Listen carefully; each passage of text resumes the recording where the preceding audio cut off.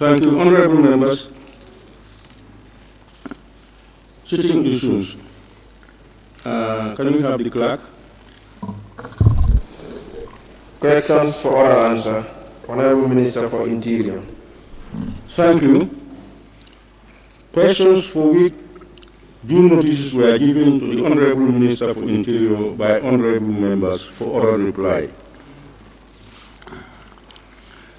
We now move to question number 001 of 2022 by the Honorable Member for Fonyi Kansala.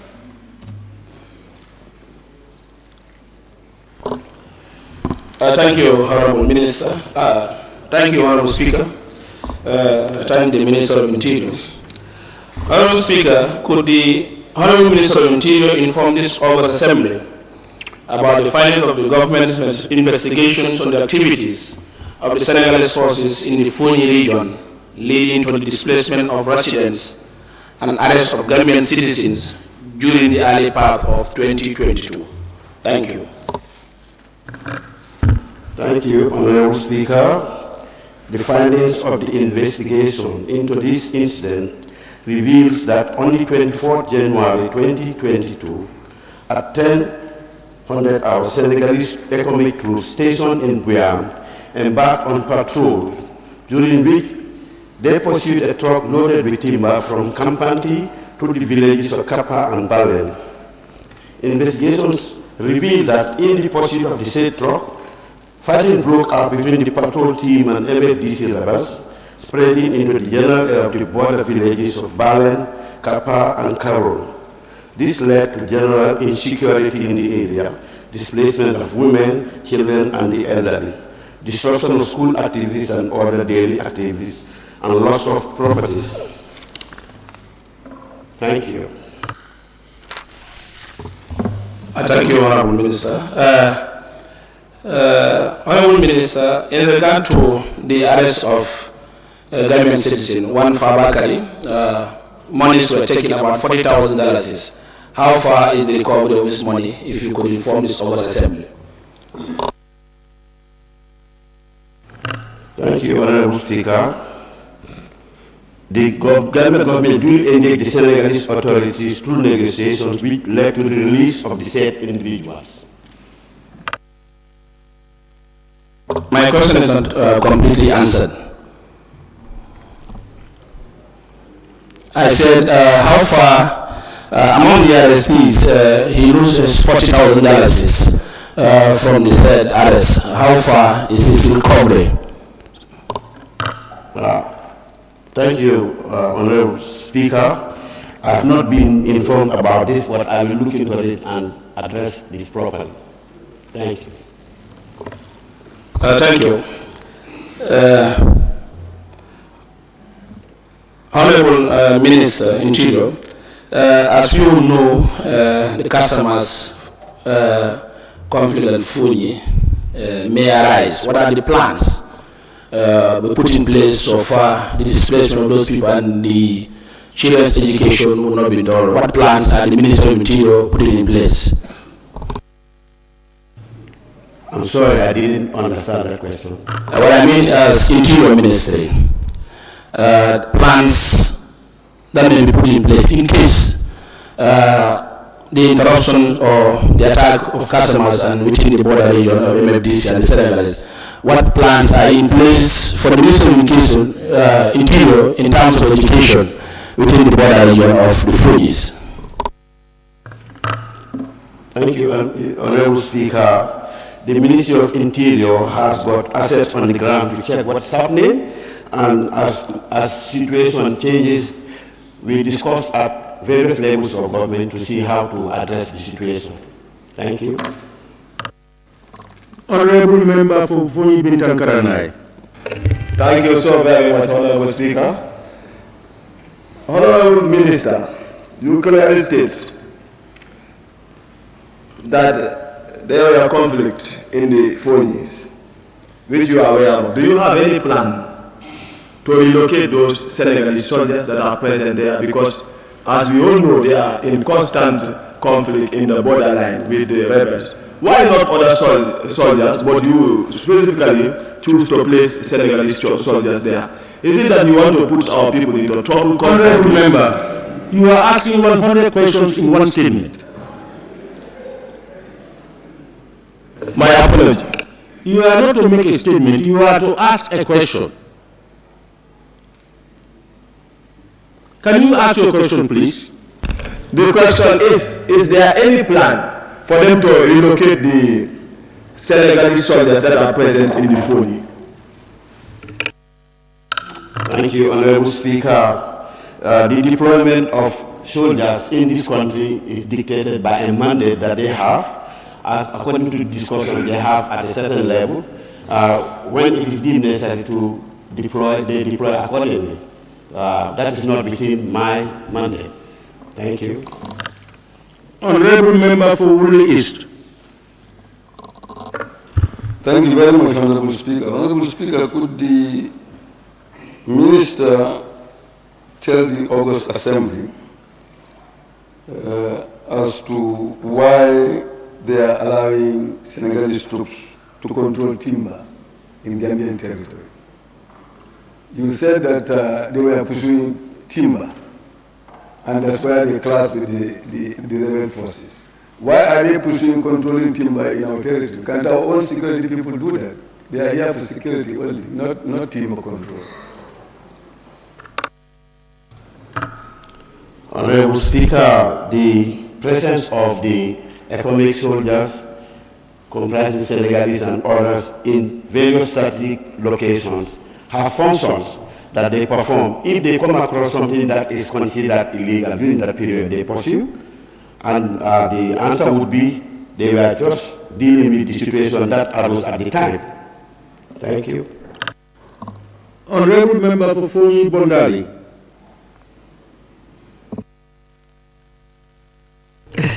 Thank you, Honorable Speaker. Honorable Minister, is there any plan to remove or relocate the checkpoint in BIANS, which we all know that it is at a dangerous position? Honorable Speaker, thank you for the question. The decision to put checkpoints at locations are dictated by needs of the operations on the ground. If they feel it is necessary to put the checkpoint there, they will put it there, and that's why they are there. And it's serving a purpose. Thank you very much. Honorable member for Kiang West. Honorable Speaker, in Honorable Minister's response, he has highlighted that during the particular clash that the question is trying to address, it relates to loss of properties and resources. Has there been any response mechanism to recover those properties to the citizens of this particular environment? Thank you very much. Thank you, Honorable Speaker. During such operations, like military operations, a lot of things like this happen. Those casualties, in this case, loss of property, is taken note of, and during the process, government is going to look into this and see how best to solve the problem. There are people who have been displaced and taken into care. They have been taken care of by the arrangements we have in place. Thank you. Honorable Speaker, point of observation. Who is putting the point? Huh? Foni Bintang, point of observation. Observing what? Good. Observing who? The speaker or the speaker or the... No, the Honorable Minister. Ruled out. Honorable member for Lower Salu. Thank you. Thank you, Honorable Speaker. Thank you, Honorable Minister. Honorable Minister, can you differentiate whether the Senegalese forces or economic forces? Because two things are going here. In your response, you said economic. Then they said Senegalese forces. Differentiate, please. Thank you, Honorable Speaker. The Senegalese forces are operating in this country under the banner of economic. That's what happened. Honorable members, we now move to question number 02 of 2022 by the Honorable Member for Brikama South. Thank you very much, Honorable Speaker. Honorable Speaker, could the Honorable Minister for Interior inform this August Assembly of his preparedness to deport Mr. Sesu Badji, a foreigner residing in Kombo Dar es Salaam and claiming to be an alkali representing the Republic of Senegal in the said village, despite the presence of Gambian alkali in the passing of Tabali Boya. Thank you very much, Honorable Speaker.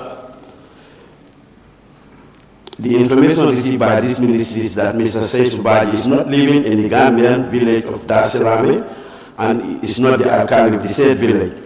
This ministry can confirm that the alkali of Dar es Salaam village in Brikama South constituency is Mr. Tabali Boya. Thank you.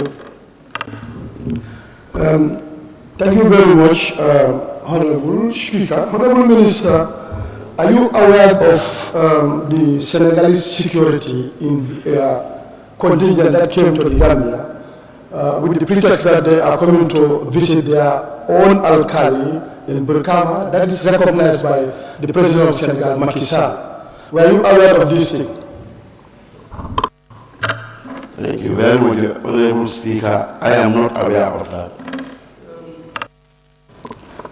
Honorable Minister, to be very much honest with you, I think there were instances whereby there was serious assault. I don't know how much you make your own investigation because you are a new minister. This has been going on for some time.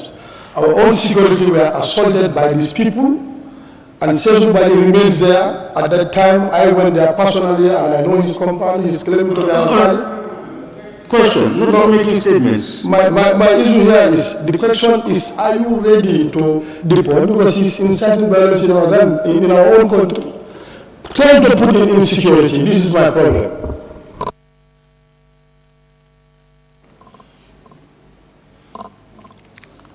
Ready to deport this man? Honorable Member, I think that was your principal question. He answered it, he said, please. Honorable Speaker, Honorable Member, please. The information received by this ministry is that Mr. Sesu Badji is not living in the Gambia, in Gambian village of Dar es Salaam, and is not the alkali of the said village. This ministry can confirm that the alkali of Dar es Salaam village in the Brikama South constituency is Mr. Tabali Boya. All what is indicating is the information you have. No, it's okay. I'll take your opinion. Yes. Because I know a lot about this issue. I also advise that you try to get more information and then try to follow this up. But the information responded is the information they have. Honorable Speaker, I've been following this issue since the 5th legislature. The last 5 years we've been talking about this issue, and I've been to this place, and some of these issues were done in my own presence.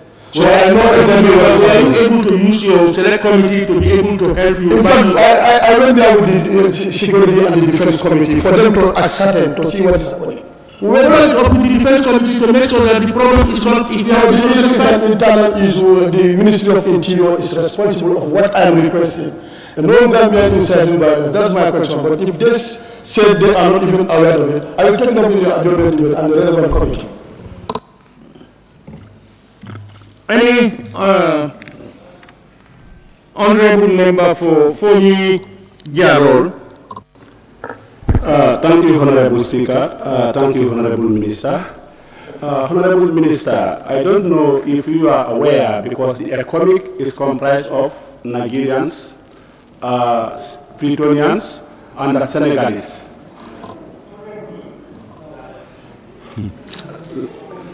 Allow me to learn. Honorable member, we have passed that stage. We are on a new question, and your supplementary question must relate to this question. No. Your preamble is wrong. Okay, let me just... Honorable member. Honorable members, please. Honorable members, as I said, members have all rights to ask all questions they want to know. If you have questions that you have not asked and cannot be fitted in, you still have the right to put up a question for the minister to answer. But please, let's obey our own regulations. Your question is related to the current one.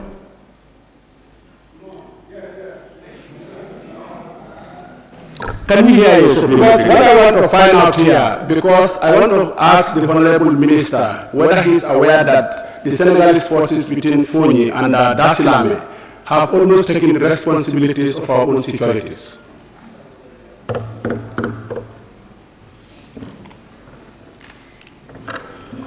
Honorable Member for Kiang West. Honorable Speaker, could the Honorable Minister explain to us, because it has been long overdue that Dasilame border region has been almost slightly unsafe for the residents of this environment. Has there been any diplomatic discussion between these two countries to ensure that there is an understanding between the two forces within the border to ensure stability and safety of the residents of this community? Thank you very much.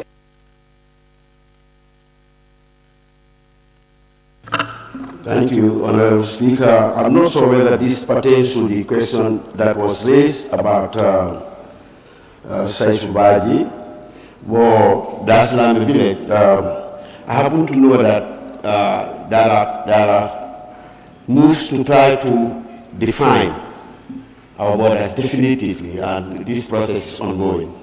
Maybe that answers your question. Honorable Member for Wuri East. Thank you very much, Honorable Speaker. Honorable Speaker, could the Minister of Interior be willing to take this challenge to investigate properly the contradiction that is embedded in this village and inform the National Assembly appropriately? Would you be willing to do that for us? Thank you. Honorable Speaker, I undertake to do that and will submit a full report to this August Assembly. Thank you. Honorable nominated member Kebalan Fofana. Thank you very much, Honorable Speaker. Honorable Minister, part of my question have already been asked by Willie East, so I wouldn't talk up with regards to the contradictions. But what I would add is, would the Honorable Minister be willing to cooperate with the Office of the National Assembly Member for Birkama South so that they can amicably do an investigation? Because this is an issue of sovereignty. Thank you. Thank you, Honorable Speaker. My office promised to have an open engagement with the members so that we can look into this case, and where they can be of assistance to solve the problem, we will be willing to do that. Thank you. Honorable Member for Lower Salon. It's fine with me, Honorable.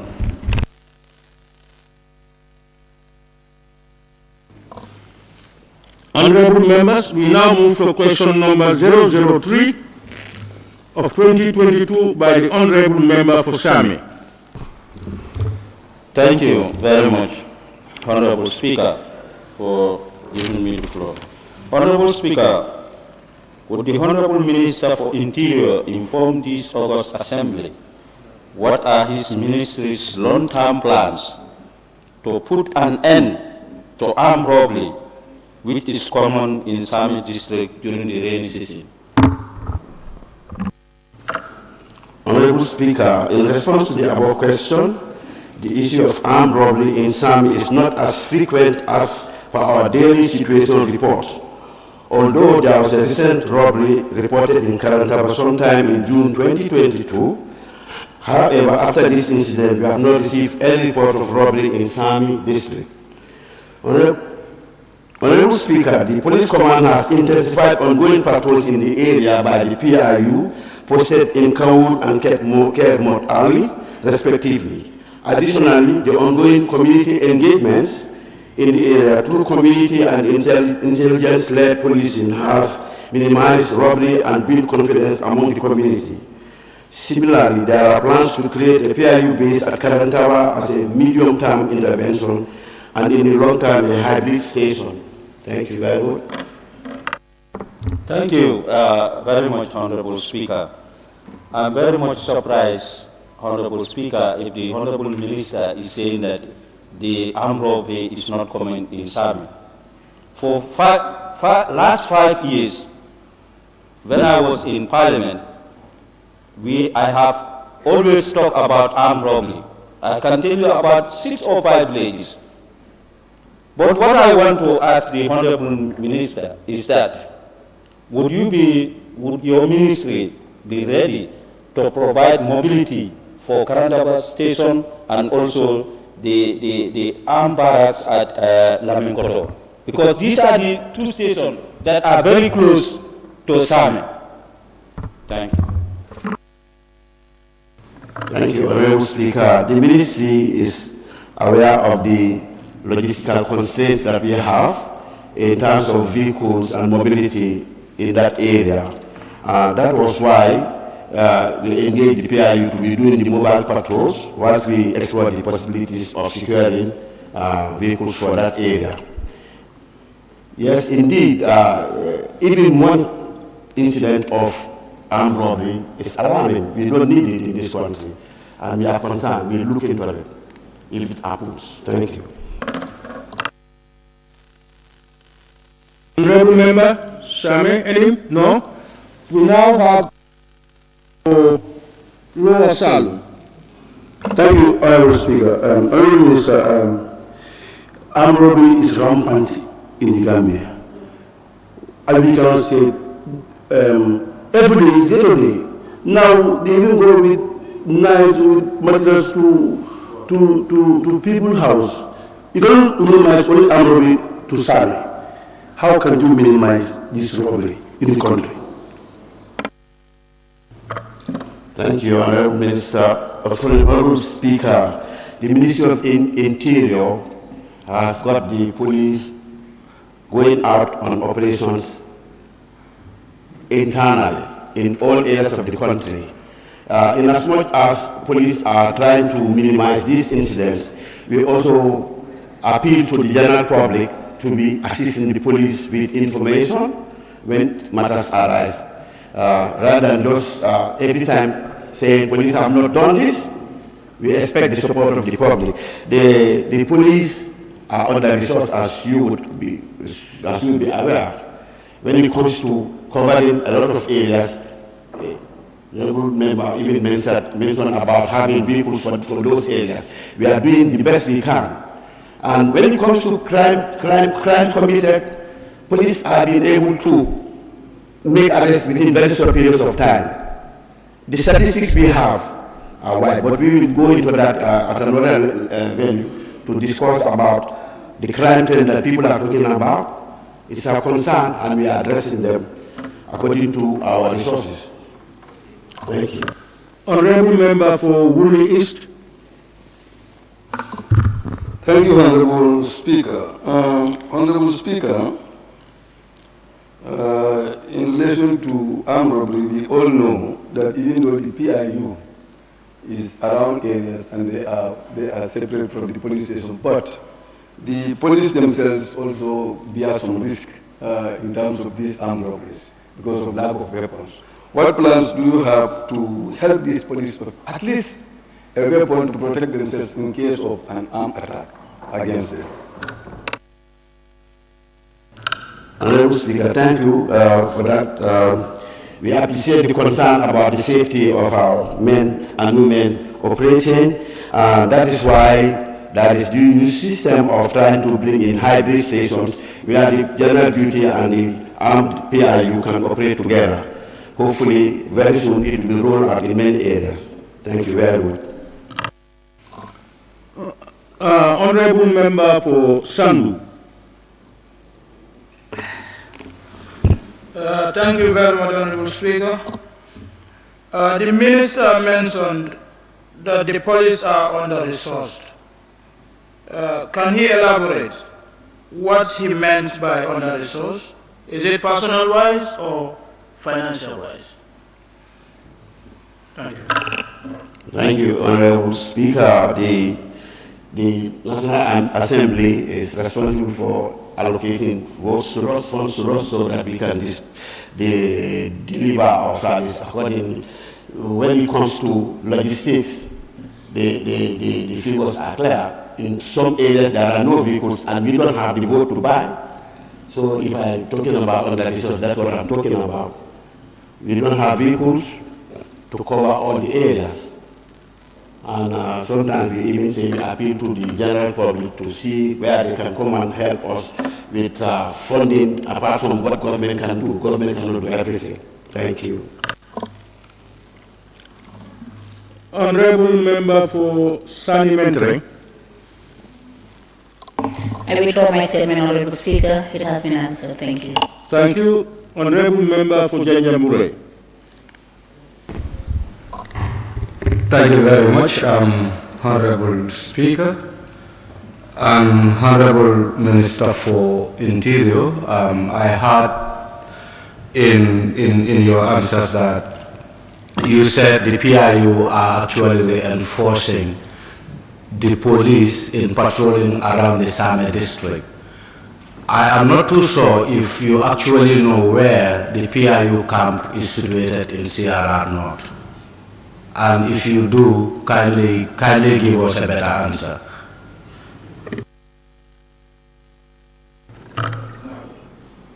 Police deployments around the country are informed by the police command, and my information is that they are patrolling the area that was questioned. The PIU is patrolling that area and they are covering the area of concern.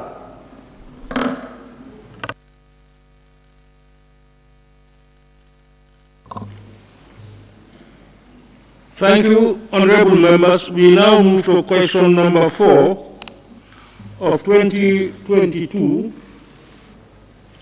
by the honorable member for Woodley East. Thank you very much, Honorable Speaker. Honorable Speaker, could the Honorable Minister for Interior inform this August Assembly on the status of the Bajakunda Fire and Rescue Service Station? Thank you. Thank you, Honorable Speaker. May I inform this August Assembly that the construction of the Bajakunda Fire and Rescue Service Station has been completed and is fully operational since May the 15, 2022. You may also wish to know that the facilities at Bajakunda Station consist of a fire rescue station, 1 senior fire officer's quarter, 2 junior officer's quarters, a borehole, and a solar system as a backup for the electricity supply. One of the main challenges faced with this station is the lack of a fire hydrant or main water running pipes in the entire Sandu and Woolly districts. This has seriously undermined the operational capability of the Gambia Fire and Rescue Station in the area. Thank you very much, Honorable Speaker. Honorable Speaker, could the Honorable Minister help us to know what plans does your ministry have to provide at least some strategic hydrants, so that when there is fire, at least they'll be able to get water to put it off. Thank you. Thank you, Honorable Speaker. There's a consultation with NAREC in ensuring hydrants are available in Bajakunda and Sandu district as a whole. This is a concern for me. I just want to add, if I may, that I have a friend who even offered to give an extra borehole. This is obtained from families that have family members passed away and they give it as charity. And I've convinced him to try to bring in instead of 1, two, one for the Bayakunda station and also for some we are close by so that they can have water. We are working on that. Thank you very much. Thank you, Honorable Speaker. Honorable Minister, thank you for that gesture. I'm not so very you are aware, but the Bayakunda fire station was provided 2 fire ambulances by some British. But one of them is given to the fire station, but it had an accident. Now you have only 1 fire ambulance at Bayakunda. What plans do we have to increase that number? Because 1 is not reliable. Thank you.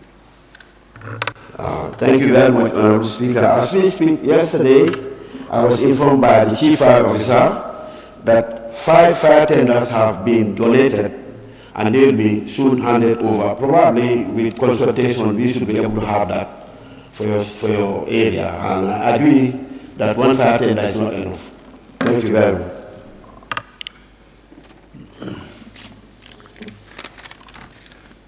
Honorable Member for Kiang West. Honorable Speaker, could the Honorable Minister explain to us the coverage that this fire station in Bayakunda will cover? Because the distance from fire stations to some of the hinterlands causes damage when an incident happened before they cover the distance to get to fire ends. Thank you very much. Thank you very much, Honorable Speaker. When it comes to the specific distance, I may not be able to supply that, but I do know that even the way villages are formed, sometimes access into areas could be a difficulty. So the lack of a fire tender in that area is a concern. That's why we have it there. But there is a lot more that we should do to try to solve the problem of fires in that area. Maybe that satisfies you. Thank you. Honorable Member for Tumana. Thank you very much, Honorable Speaker.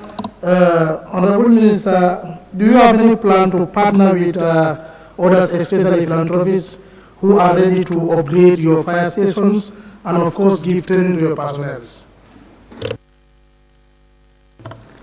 Thank you very much, Honorable Speaker. We are always willing to take on board assistance from any partner that is willing to assist us. I happen to know that Avon and Avon Fire Services have been very, very helpful to us in the past, and they are still continuing that support, and we will accept any assistance in those regards. Thank you.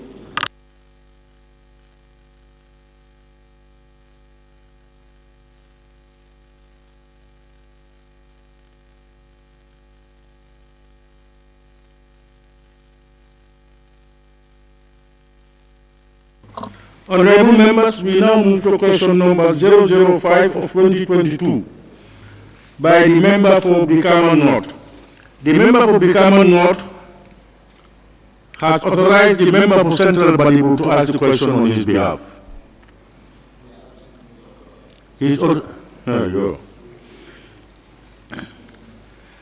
Honorable members,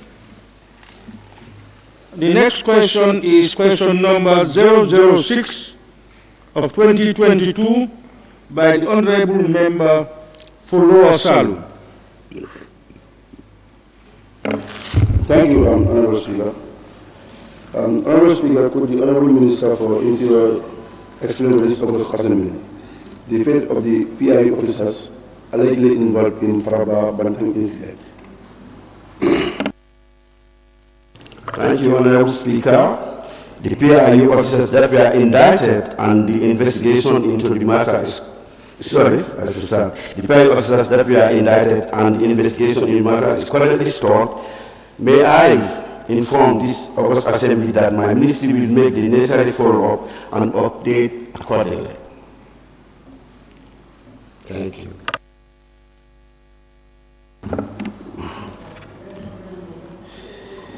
Honorable Minister,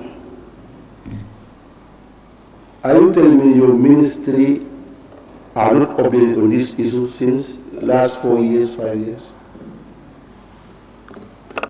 Chair, can you repeat your question? No. On his response, he said they will be updated.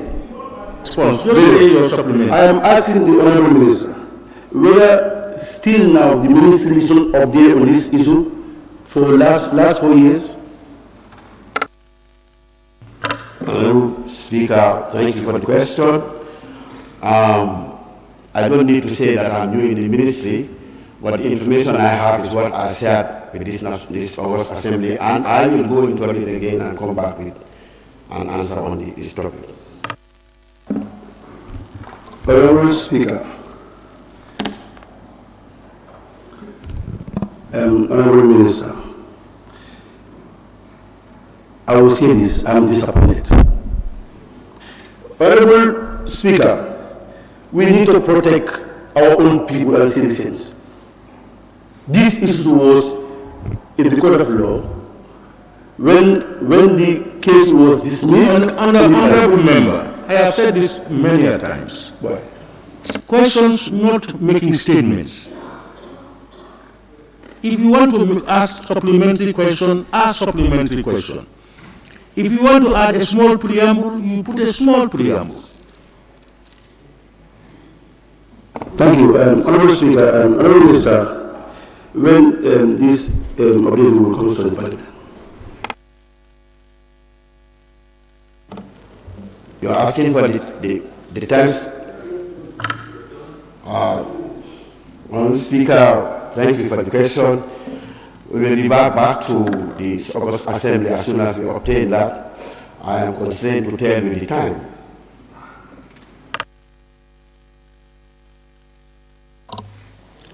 Honorable Member for Brikama South. Thank you so much, Honorable Speaker. Honorable Minister, I want to believe that you are in receipt of this question for almost a week or two. But when do you intend to engage your ministry to update this National Assembly? As you rightly said, this has been long overdue by now. Honorable Speaker, the question asked is about how soon I'll be able to update this National Assembly with the answer. We work on it as quickly as possible and come back with an answer. Honorable Member for Busumbala. Thank you very much, Honorable Speaker. Thank you very much, Honorable Minister of Interior. I want you to enlighten us about the fate of these officers that are involved in this Faraba Banta incident. Are they still within the ranks of the Gambia Police Force? Are they still receiving salary, or they are still under interdiction?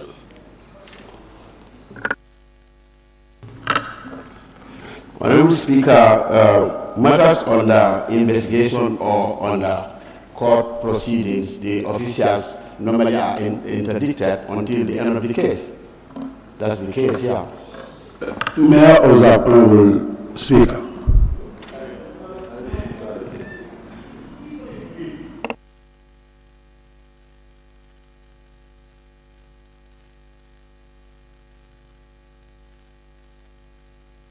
Questions and you answer. If you have more questions, put more questions. May I observe? Honorable members, we now move to the Honorable Member for Janjambure.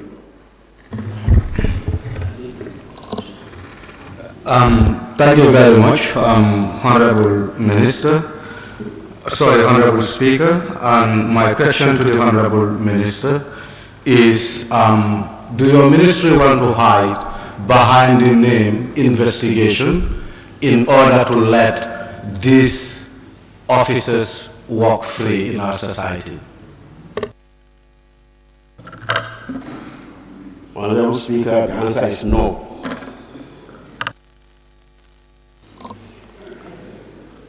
Honorable Member for Same. Thank you very much, Honorable Speaker. Honorable Minister, how many of these PIU are involved in this incident?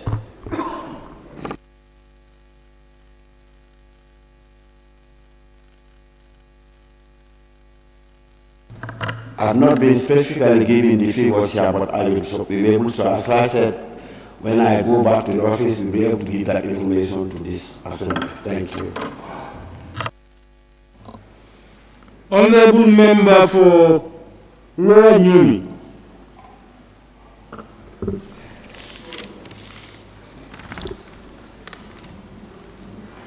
Honorable Speaker, I want to ask the Honorable Minister, justice delay is justice denied.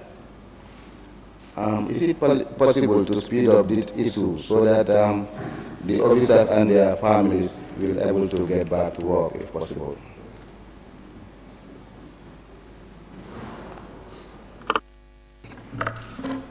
Thank you, Honorable Speaker. Matters that go before courts remain in the courts until they decide. And we at the ministry cannot dictate to the courts the pace that they take to deal with the issues before them.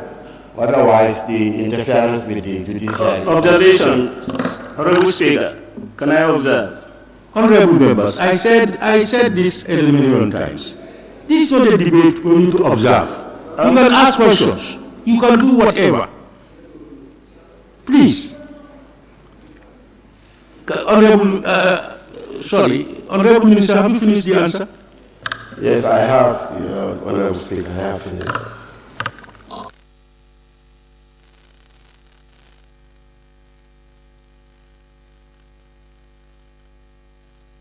Honorable members, we now move to question number 007 of 2022 by the Honorable Member for Serekunda West.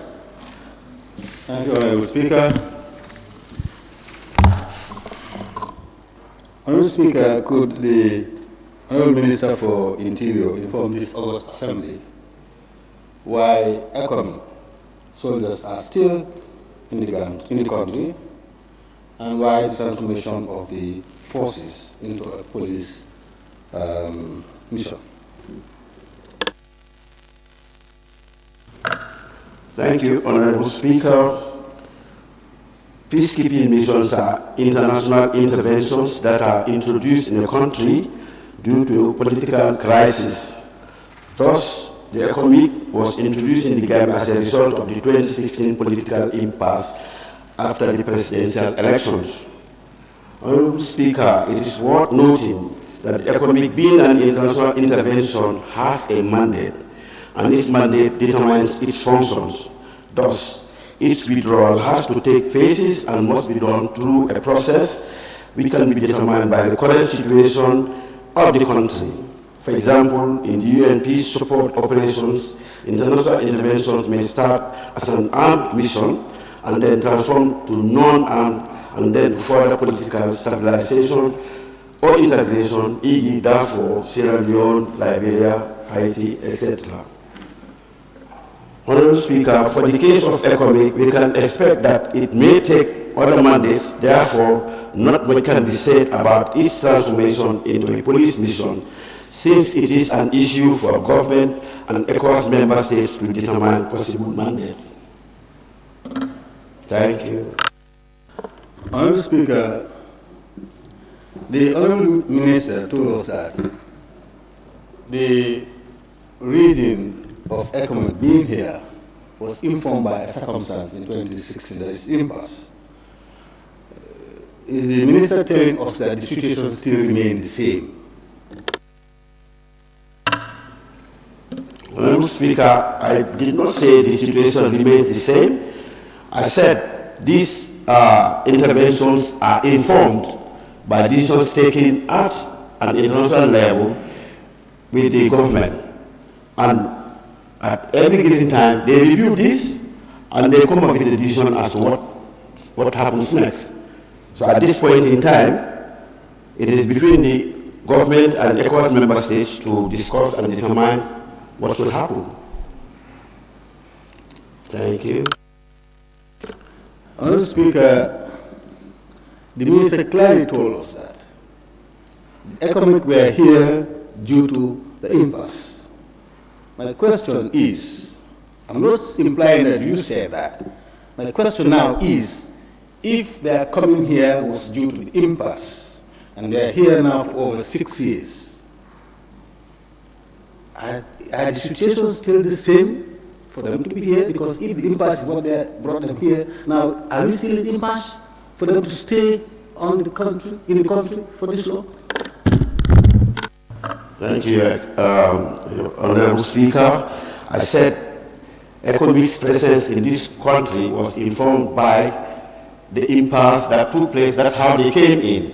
Having come in now, how they stay or transit is determined by the agreements or the discussions that are held between government and ECOWAS. Then they come up with a decision. I'm not saying that it is because there's still an impasse. That's how it happened. Honorable Member for Banjul Central. Thank you, Honorable Speaker. Honorable Minister, you did mention that the warrant for the economic soldiers to be here was due to the impasse. I would say that's understandable. So, to my knowledge, I think their mandate did end and an extension was given. May I ask what warranted that extension? Thank you. Thank you very much, Honorable Speaker. In my position, I do not know specifically why the mandate was extended, but I know that it was extended through the discussions that took place during the period of discussion. Can I make a follow-up, please? Honorable Member for Wuru East. Thank you very much, Honorable Speaker. Honorable Speaker, the second leg of the question is whether the ECOMIC is transformed into a police mission. Can you clarify to us whether the ECOMIC forces are now actually given the mandate to do policing in the territory, in the Gambian territory?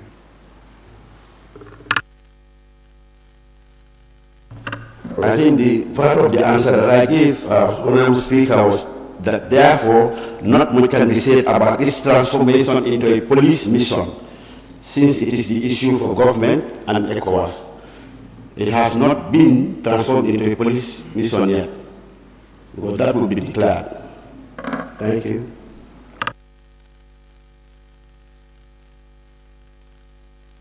Honorable Member for Bunu Wakunda. Thank you very much, Honorable Minister. Honorable Speaker, Honorable Minister, please can you kindly inform the August body from 2017 to date, who is fully paying the salaries of the ECOMIC and the allowances, please? Thank you.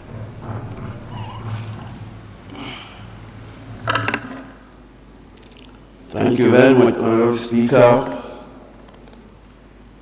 I have not got the answer to that, but if you request, I can ask where the payment is coming from and supply this. Honorable Member, in fact, I thought you had the information, but that was more of a substantive question. Salaries and allowances and their payments.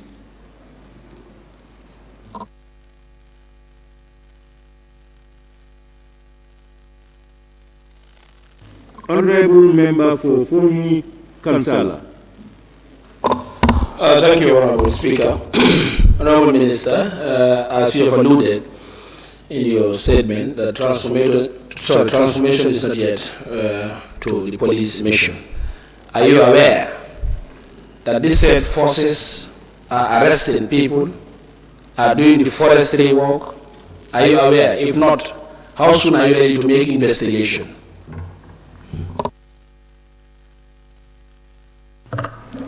Honorable Speaker, I'm not aware that they are making arrests, but if there are any, if you let us know, we will look into it properly. Thank you. Honorable Member for Brikama South. Thank you, Honorable Speaker. My question has been addressed. Honorable Members, question number 008 of 2022 by the Honorable Nominated Member Fatou K. Jawara.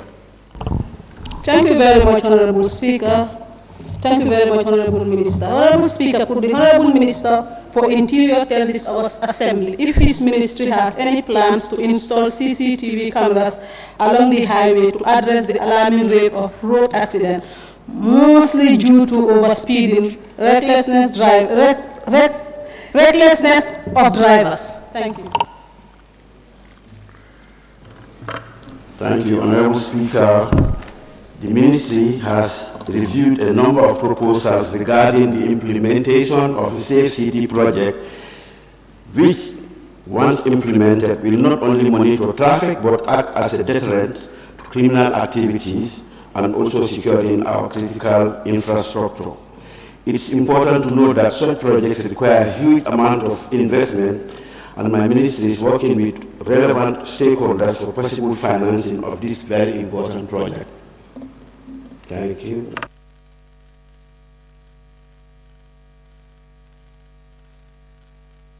From the Honorable Member.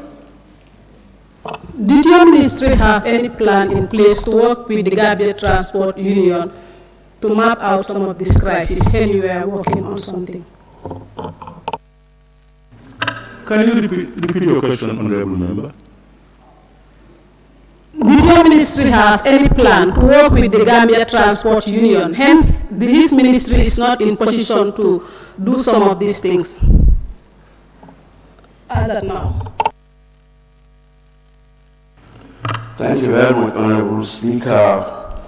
I am aware that whenever we are discussing issues surrounding traffic, we engage the transport union so that they can have an input into this.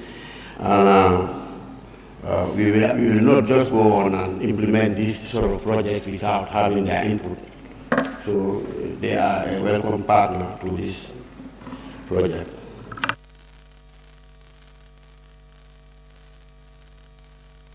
Honorable Member, you are fine.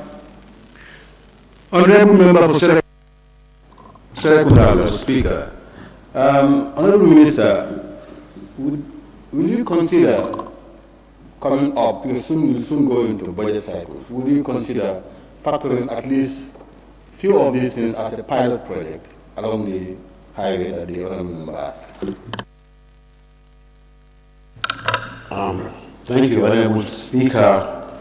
I am very excited to be part of a project that will bring in some sort of calmness in our society with projects like having CCTV, checking on drivers, checking on the movement of criminal activities and so on and so forth.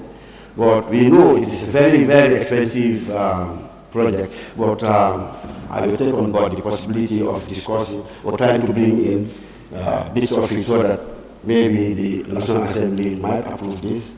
But we are seriously discussing this, and it's a very interesting project.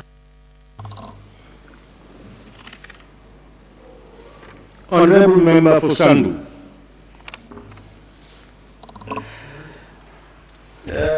Thank you, Honorable Speaker.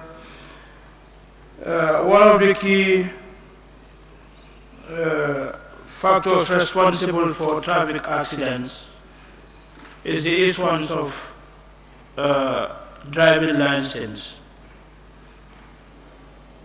My question is, what immediate mechanisms are there to regulate the issuance of driving license to drivers,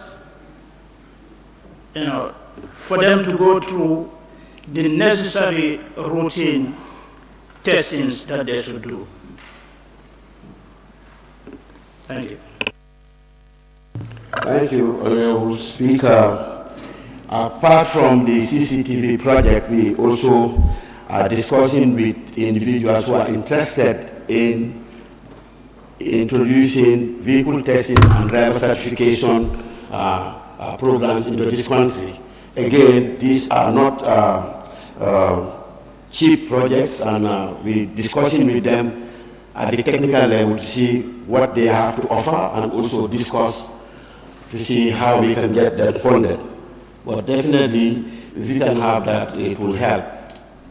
Testing of vehicles and driver certification, as happens in other countries, is something that we are working on. In fact, I had been to cabinet to discuss about introducing this, but at a certain level it stalled because the discussion with the stakeholders involved along the line. Some of them were not, according to them, properly briefed, so we have to put that on hold until we sort that out.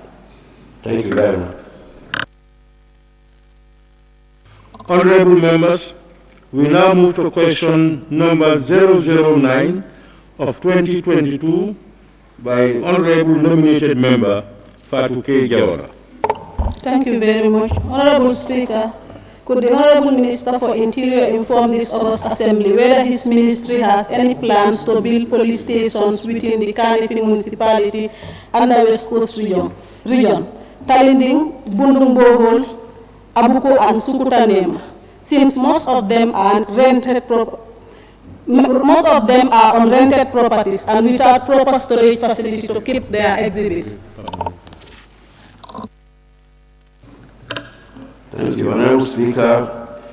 There are plans to build police stations in Kanifing municipality and West Coast. However, funding has always been a major constraint in this quest. As for the stations mentioned by the Honorable nominated member, Tanidi Farokono is the only rented station, although we have a lot of rented stations across the country due to demand of police accessibility. For Bundung Bohol, there are plans to improve the structure and storage facilities to ensure that the station is conducive and fit for use. For Abuko, a place it's already given for the police by the community to build a police station. And for Sukuta Nema, a new standard police station has already been built, which was opened 2 years ago. Thank you.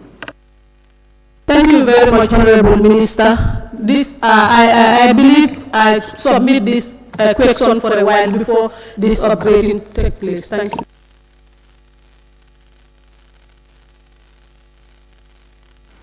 Member for Woodley East. Thank you very much, Honorable Speaker. Honorable Speaker, I see the second leg of the question is about proper storage facilities to keep exhibits, which is not in those police posts. Do you have any plans to provide storage facilities for these various police posts, since they are already established? Now it's just the storage facility. Thank you. Thank you very much, Honorable Speaker. I will answer that question, but just let the National Assembly, this August Assembly, know that we are trying to even introduce new types of police and call them the maybe build stations so that it will contain detainees and they will not be in cells but detention centers, and will have access for disabled persons. This is a new type of station being built at Serakunda by the estate, Olinu, Paradise Estate, as well as Excel. Yes, when it comes to storage of exhibits, most of our stations have got enough storage for these type of exhibits.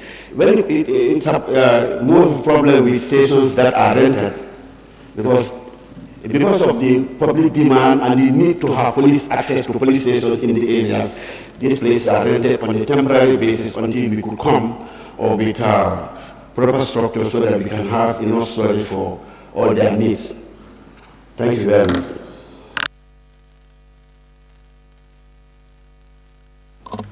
Thank you, honorable members. We now move to question number 010 of 2022 by the honorable member for Busumbala. Thank you very much, Honorable Speaker. Thank you very much, Honorable Minister of Interior.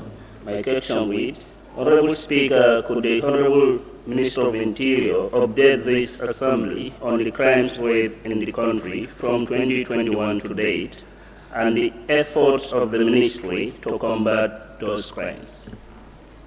Thank you. Thank you, Honorable Speaker.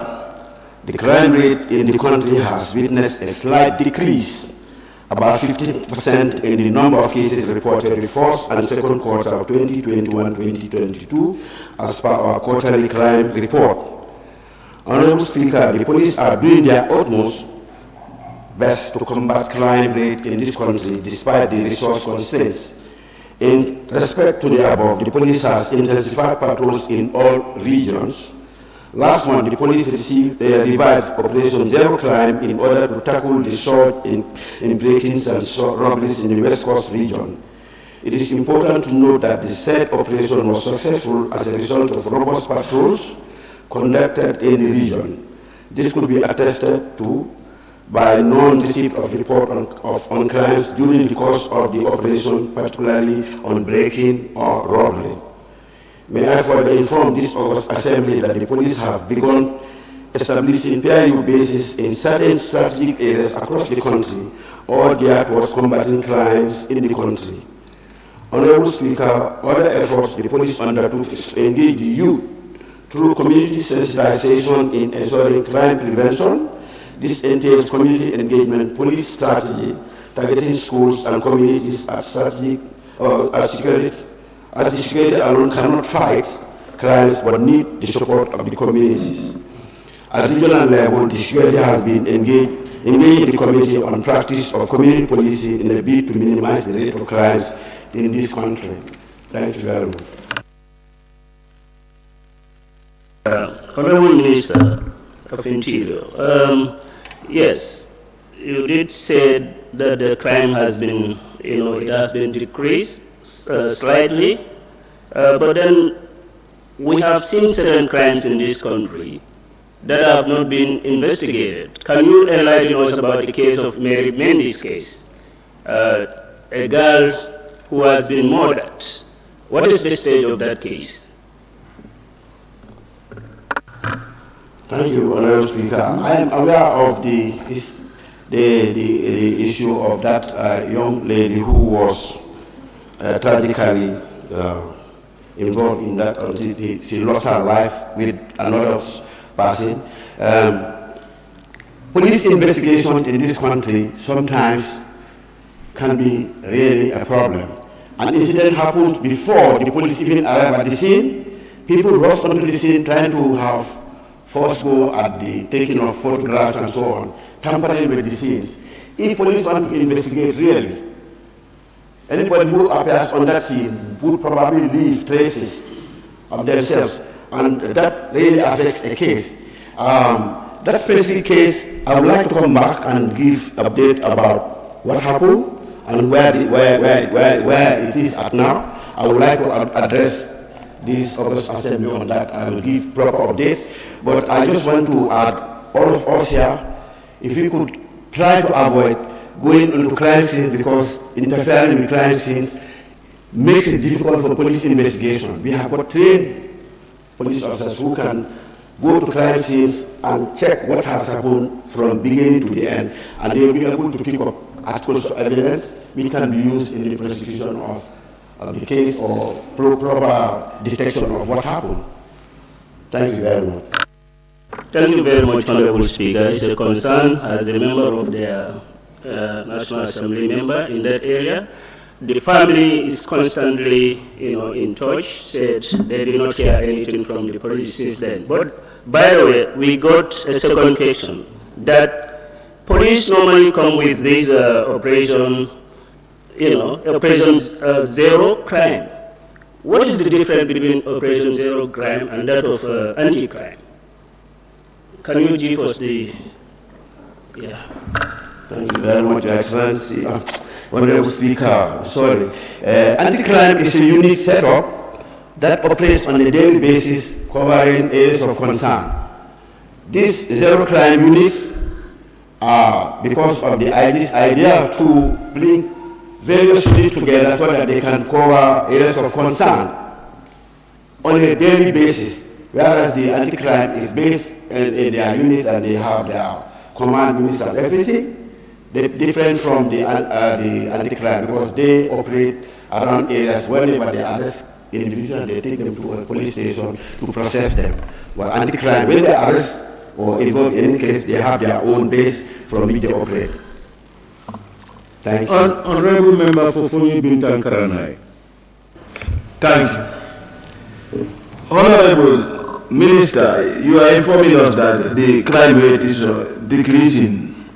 But recently what we have seen from authentic report, that is the constant murder cases that we register shortly. How do you refer to that as decrease or increase? Thank you, Honorable Speaker. It's a valid question. We have got statistics about the rate of the crimes that have been committed from 20. We can give you statistics from 2016 to date. Comparatively, these are data that we have. We can share with the National Assembly if it is requested. I supply that because it's not like cooked numbers. Yes, in a short space of time, we had a series of murder cases, probably referring to them. All or almost all of them have been investigated because part of the police job is to prevent crime, prevention of crime. Where they fail, they investigate. Investigation is done and arrests have been made. And they are going to prosecute. Now, just before I give up, we even have cases where people are reporting crimes which are staged. It has been reported. I'm sure you have read that. So we have real figures. We are not cooking them. These are figures that we are quoting from to say, referring to the statistics, the rate of crime has decreased. We are not talking out of our head like people going on the internet and writing. Yes, we are concerned, like I said. We are really concerned that even one person dies in this country. It's our concern. We don't want that to happen. We are really concerned. We are sorry it happened. The families lost their family members, loved ones. We don't want that to happen. But these are the real figures. Thank you. Yeah, honorable members, crime rate reduction is different from murder happening tomorrow and day after tomorrow. The rate of crime comes down when the incidence of crime comes down within a particular period of time. We now invite the honorable member for Bunun. Thank you very much, Honorable Speaker. Can the Honorable Minister kindly inform the August body what are the mechanisms in place to enhance the operation of community policing? Because I understand Bundung Talinding, they have a very good one. So, but like the mechanism to enhance the operation of the community policing, please. Thank you. Thank you very much, Honorable Speaker.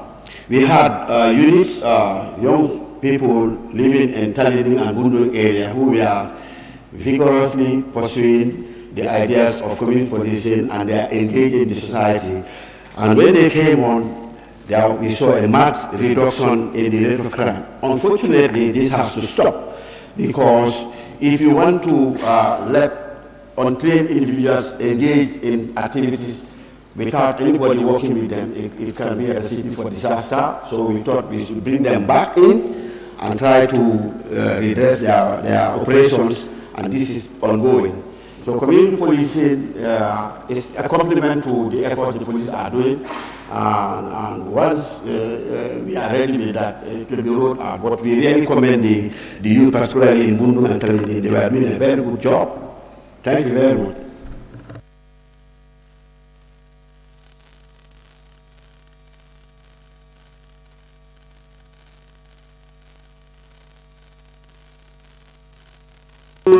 Member for Woolly East. Thank you very much, Honorable Speaker. Honorable Speaker, my question is very similar to the member for Bunugakunda, but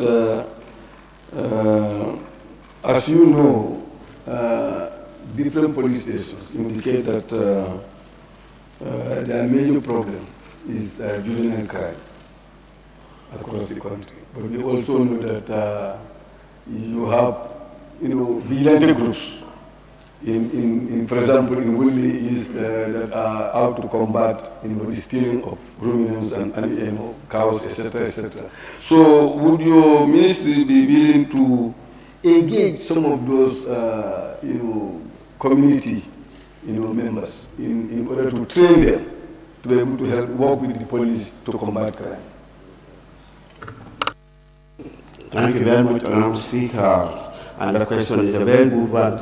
We are working in collaboration with UNDP, who thankfully supplied the police with lots of bicycles that they can supply to the communities, and the police are not working alone. They are working with these communities, trying to engage them, try to sensitize them, and also try to make them understand the principles of community policing, so that when they are operating, they know what to do and what not to do.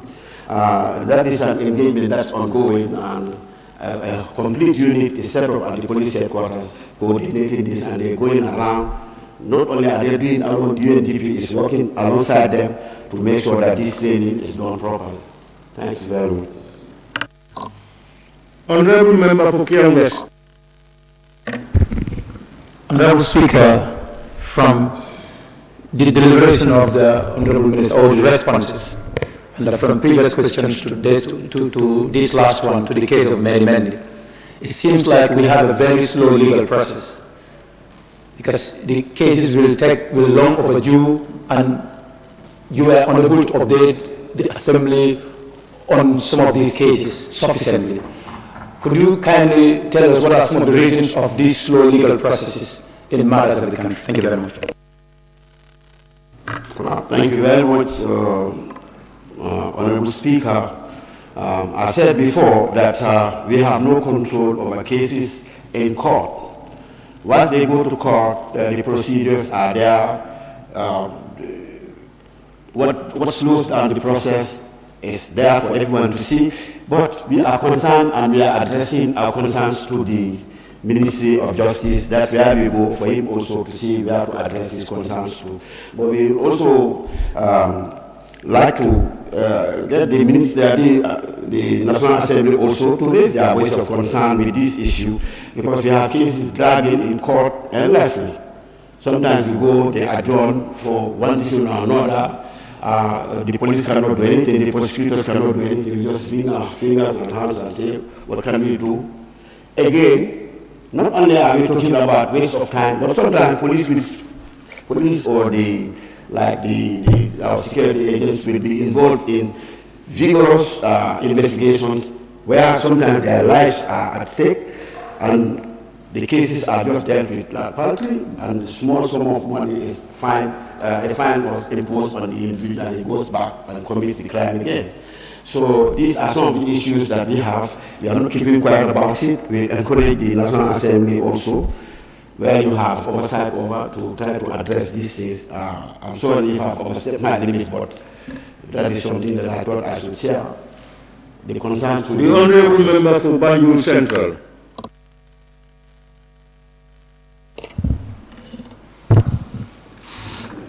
Thank you, Honorable Speaker. Pertaining to the crime rate, I would just like to pose a question. What do we mean by crime? Because as you would know, there's also what they call cyber crime.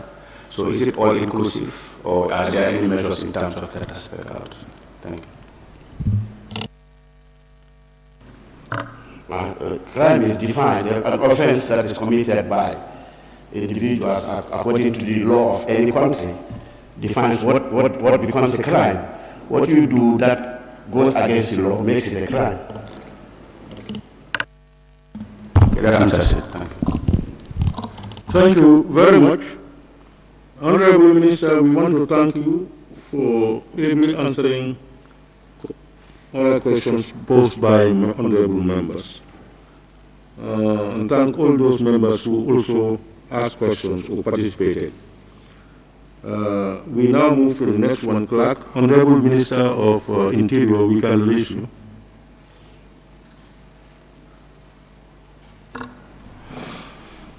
Thank you. Question for oral answers continues. Questions for oral answers by the Honorable Minister for Finance and Economic Affairs.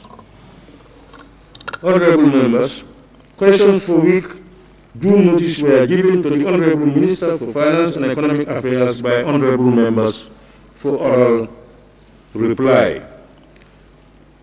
We begin with question number 011 of 2022, posed by the Honorable Member for Foni Kansala.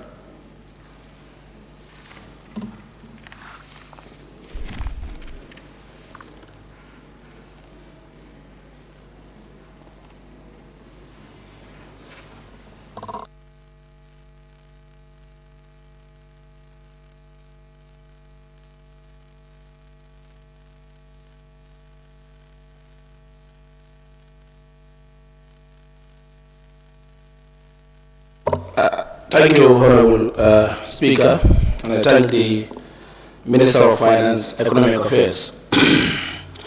Honorable Speaker, could the Honorable Minister of Finance, Economic Affairs provide this August Assembly with details of sales of former President Yahya Jammeh Babli Mansah's asset, including total sales, buyers, prices of each asset sold? Thank you. Thank you very much, Speaker, honorable members. Honorable Minister, you can continue. Yes. I request that the honorable member redirect this question to the Minister of Justice, as they are the custodian of these assets and their disposals. Thank you. Honorable members, we move now to question number 012 of 2022 by the Honorable Member for Bakau. Honorable Speaker. Honorable Speaker, could the Honorable Minister for Finance and Economic Affairs inform this August Assembly of his ministry's policy regarding the operation of the black market and its impact on the foreign exchange in the industry in the country?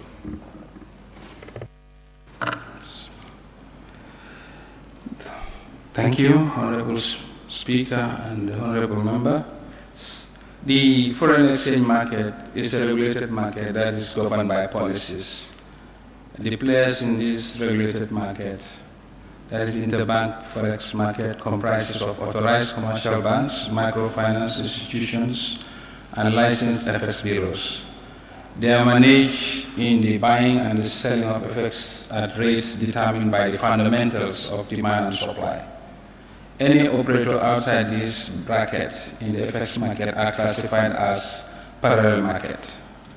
There is no existing policy governing the operations of parallel markets, because these are outside the formal system. Thank you very much, Honorable Speaker.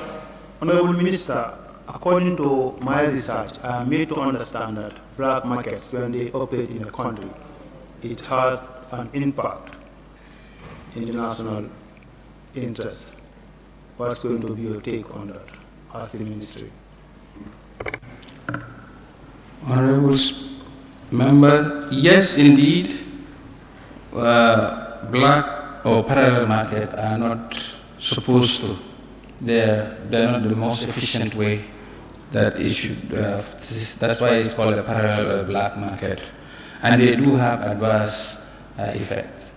But the fact that they are not within the formal system makes it difficult to monitor and control them.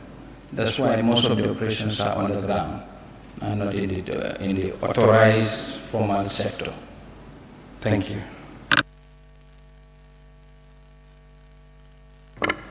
According to what I understand from your answer, you've indicated that they are not supposed to. Is that right? We mentioned that this is a parallel market, not an officially sanctioned market, so it's not regulated. That's what I exactly mean. But as a ministry responsible of finance, and when it comes to such operations in the country, will it not be your responsibility to put a stop to it?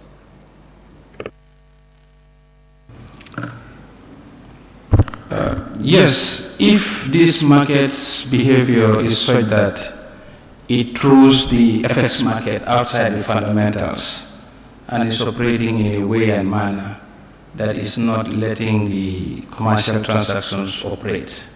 Yes, indeed, the ministry will take care of this, but we are not yet at that stage yet. Thank you. Honorable Member for Kiang West. Honorable Speaker, the matter being brought forward by the Honorable Member, this is a reality. Bambo is a cluster for this black market when it comes to foreign exchange. Bambo Serakunda is a cluster for this. And these people who are trading this thing are bypassing the legal processes. That is, go through registration to the central bank. We couldn't earn country money, revenue.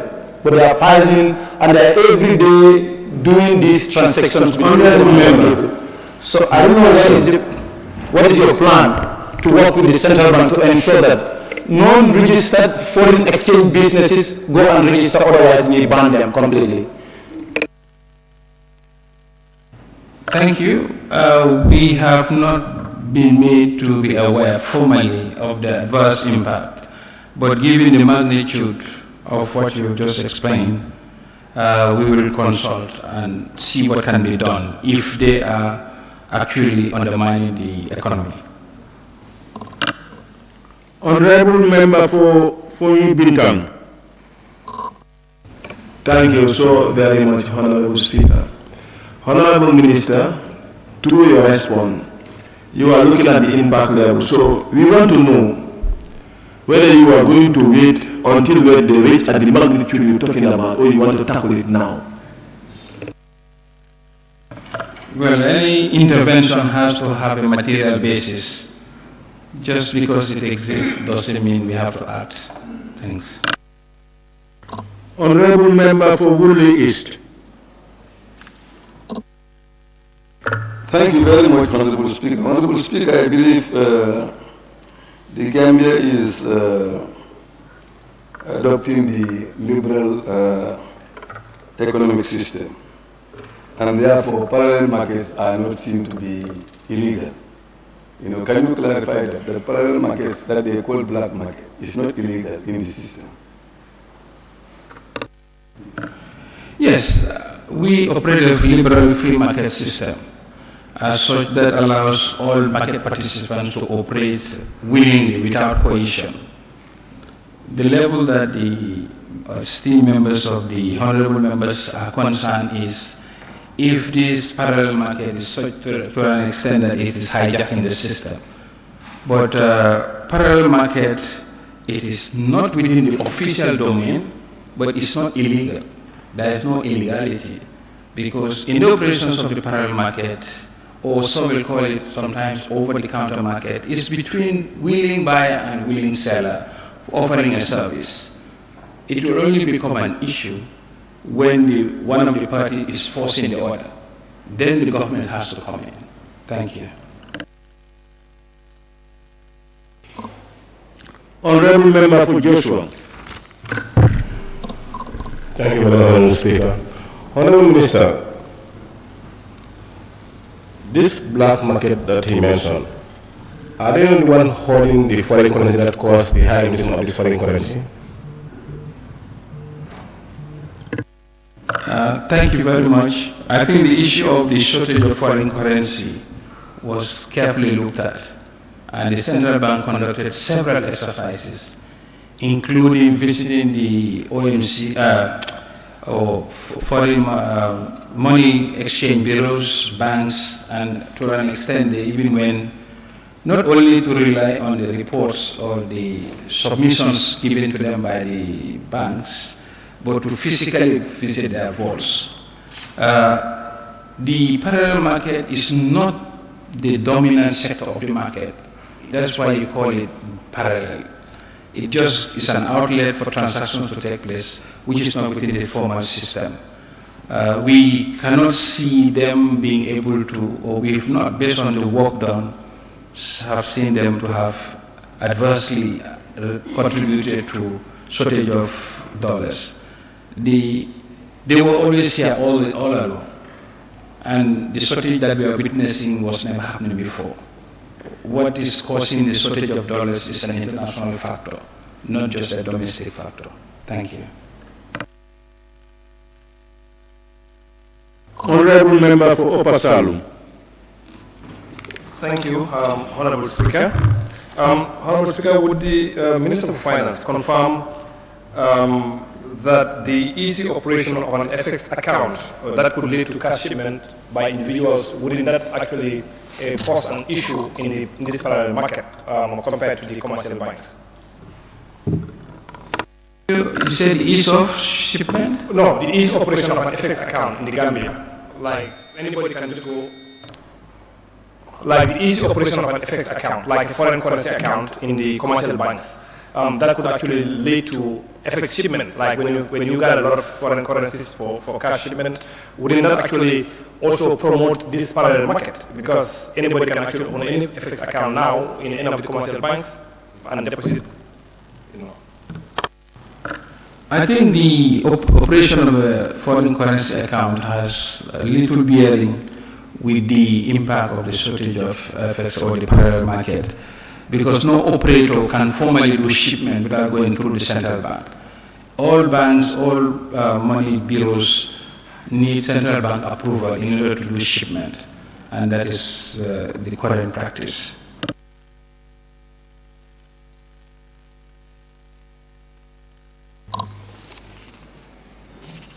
Honorable members, we now move to question number 013 of 2022 by the Honorable Member for Banjul South.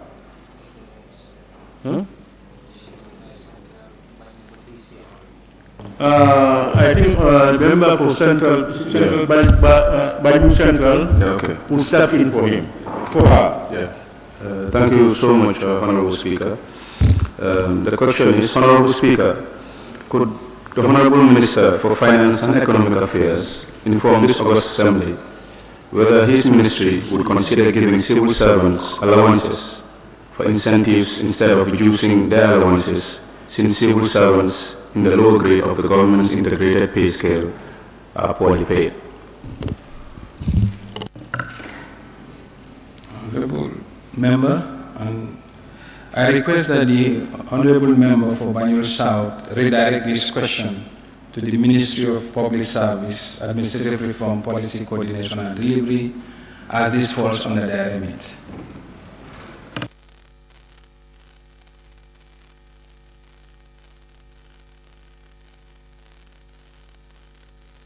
Thank you, honorable members. We now move to question number 014 of 2022 by the Honorable Member for Upper Salum. Thank you, Honorable Speaker. Honorable Speaker, could the Honorable Minister for Finance and Economic Affairs confirm to this Assembly if the government has any shares in RASCOM, the value of its shareholding, and the current status of the company? Honorable Speaker, the government of the Gambia, through GAMTEL, bought shares in RASCOM in 1992 when it was established for an amount of $1,355,227, representing 2.9% shareholding in RASCOM. Thank you. Thank you. What is the current status of the company? The shareholding is through GAMTEL directly. The government is the investor, but the shareholder is GAMTEL, so the specific details GAMTEL can provide that. Thank you.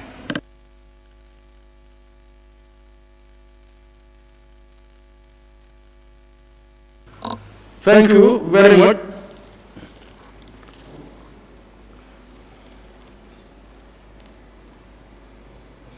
Honorable, we now move to the next question, question number 015.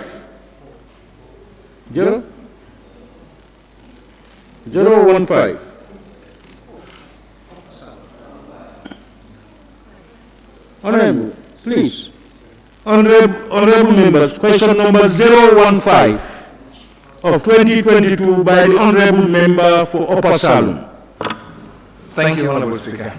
Honorable Speaker, the digital economy is taking shape in the country, contributing to the GDP, but could be used in terrorist financing and money laundering schemes. Can the Honorable Minister for Finance and Economic Affairs inform this Assembly of the legal and policy framework in place regarding it, especially mobile money services? Thank you, Honorable Member. The Financial Intelligence Unit, under the supervision of the Central Bank, is operating under the guidance of anti-money laundering and combating of terrorism financing guidelines in combating the money laundering and financing of terrorism. As a result, FIU relies on the Anti-Money Laundering and Combating of Terrorist Financing Act of 2012. This act covers all the reporting entities, which includes mobile money operators and transactions.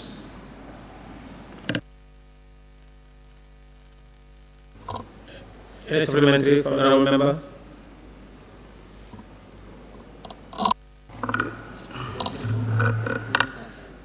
The member for Foreign Councillor. Thank you very much, Honourable. Thank you, Honourable Minister. I want to ask how equipped is the Financial Intelligence Unit and again the system that they have in place in financial monitoring? How equipped is the Financial Intelligence Unit and the system that they have in place in financial monitoring? Thank you.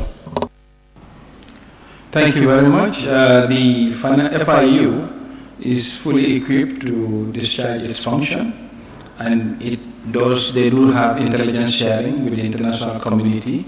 As you know, money laundering is of international concerns, and they are up to their work. There is even an oversight body called JABA, which oversees the financial transactions, particularly illegal or money laundering activities in West Africa. And JABA does an evaluation of the Financial Intelligence Unit from time to time. So they are equipped to do this service for which they have been set up. Thank you. Thank you. Member for Wool East. Thank you very much, Honorable Speaker. Honorable Minister, this area is a bit complicated because it requires sophisticated equipment and intelligence to find out this. Because the whole issue, second leg, is about the legal and policy framework in place. So I'm just wondering actually can we do as a country to detect terrorist financing before it actually happens? If a company wants to establish, which is, for example, sponsored by terrorists to come and do business in the Gambia, how can we detect that before we actually give them the red light or the green light? Thank you. The Financial Intelligence Unit is an arm of government that is there as an additional layer to oversee the money laundering or anti-terrorism financing activities. But the forefront of this is the commercial banks and the money transfer agencies. All of them have systems, and the KYC of all banks are in place. If certain amounts of money is coming into this country, there's a due process that is followed. As such, the systems and procedures are very much in place to be able to detect any illegal transfer of money, particularly of the nature of terrorist financing. There are ways that are in place to be able to detect that. And even if you look at the transfer mechanism of SWIFT, all SWIFT messages are vetted, and the international community intelligence oversight sits on SWIFT messages. Even if you want to transfer money, certain names, the system will flag them. And certain transfers beyond a certain amount, it takes time before even the recipient is notified, because the bank will be doing its work to ensure that it is from a reliable and valid source. So we have not, as a country, so far had any exposure to terrorist financing transfer of money. And we are not resting on our laurels, doing everything possible. The staff are trained. All commercial banks train their staff in the ability to detect illegal transfer of funds. So that's already in place. Honorable Speaker, this is an observation. Who will do what?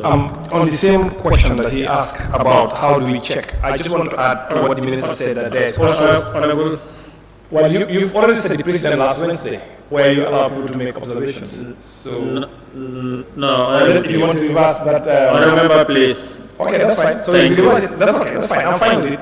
Thank but you. You've already set the precedent. Honorable, please. Thank you. Question number 016-2022 by the member for Ken West. Honorable Speaker, could the Honorable Minister of Finance and Economic Affairs update this August Assembly on country's debt service? Thank you, Mr. Speaker and honorable members. The total debt service for the first 7 months for the year stood at 2.64 billion, of which interest payments amount 1.6 billion, while the principal repayments stood at 1.04 billion.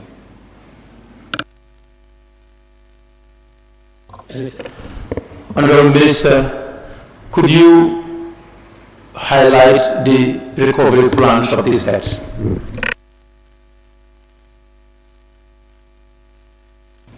What do you, honorable member, can I understand what you mean by recovery plan? The parent question was if we could be updated on the country's debt service. So you've responded, highlighting some of the debt payments that are undergoing. And I'm asking the plan for the recovery of the total debts that we have. No, every debt, okay. It doesn't ring. I struggle to understand. Every debt has a repayment schedule. And those repayment schedules are what will be adopted to finally pay out every debt. There is every debt that is contracted has a repayment plan schedule which is attached and which is agreed. And it is the accumulation of those, it's like a checklist process. You look at every debt that you have, and for each, what installment is due is already there. And sometimes, not sometimes, all the time, that is what is tabulated, compiled to service the debt. So you're effectively asking about the debt servicing. Yes, so that's already in course, and it's logged into the system. We have a computerized system that manages all of that, and every reports are generated to ensure that payments are on track. Yes. Honorable Speaker, could the Honorable Minister inform this August Assembly on country's total debt as of today? I deem that to be a substantive question. Honorable, yes. Am I right? So I will not just off the cuff, even if I know it's. Thank you, Honorable Minister. Thanks. The member for Woolies. Provide us that information. Information is 88 billion, but it's not something that I expect to just say. Minister, sorry, can we allow the Honorable member for Woolies? Thank you, Honorable Speaker. Honorable Speaker, because the question is about the country's debt servicing. So, does your ministry have a plan that would ensure that you take a reasonable threshold for the country's debt, so that the debt will not go beyond that reasonable threshold? Instead, it will go down, but it will not go beyond it. Do you have a plan, a debt management plan that will actually help us to do that? Thank you. Yes, this is called debt sustainability assessment. And that is a policy. We have a debt sustainability framework that ensures that at any one time, the debt burden of the country will not be at a level that the country cannot assess, cannot service. And this is an important pillar of any international donor program like the IMF, to ensure that our debt burden is within. And periodically, every 6 months or so, an assessment is done on the debt sustainability to ensure that our debt level is within manageable limits. And we occasionally will reprofile the debts to reduce the overall interest burden, which exercise is an ongoing exercise because that's a debt program. Debt is a directorate within the ministry that looks at the entire debt portfolio. And as the interest rate moves, we may reprofile the debts. By reprofiling, I mean issuing new debts which may be cheaper than old debts to pay off all debts so that the overall burden will come down. So we are also looking at debt restructuring with some of the partners. We benefit from debt forgiveness at times. All of these are factored into the framework. Of course, at any one time, we are ensuring that the debt level is not beyond what, in fact, that's a debt ceiling at any one time that you cannot exceed. Thank you. Thank you. Do you know for Rosalo? Oh, okay. Thank you. Now, question number 017 of 2022 by nominated member Kebalang Fofana.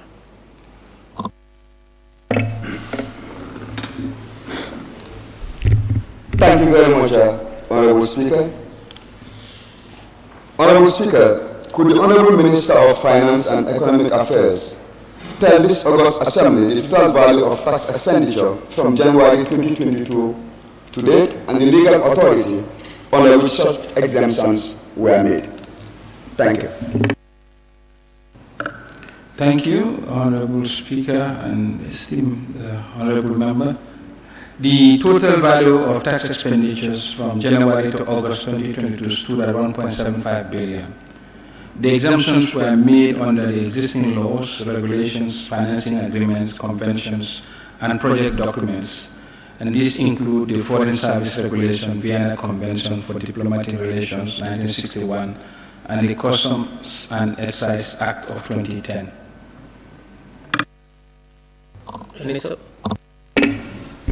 Thank you, Honorable Speaker.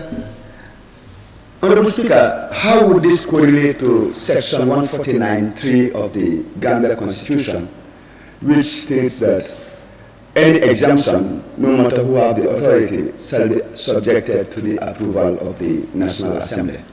Thank you. Yes, there is no conflict because these are by laws approved by the same National Assembly. So all these exemptions are granted under the existing laws, and there is no law that conflicts with the Constitution. So, thanks.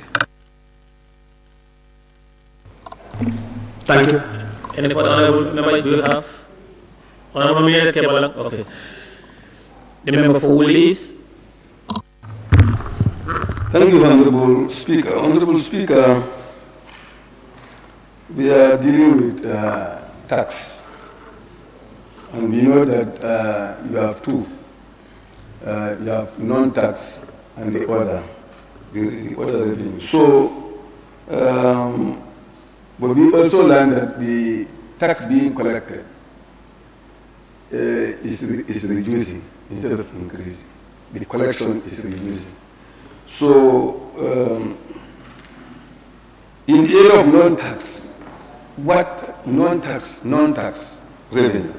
What effort is your office doing to ensure that the country gains more instead of gaining less? Because the trend is, according to our information, it's going down.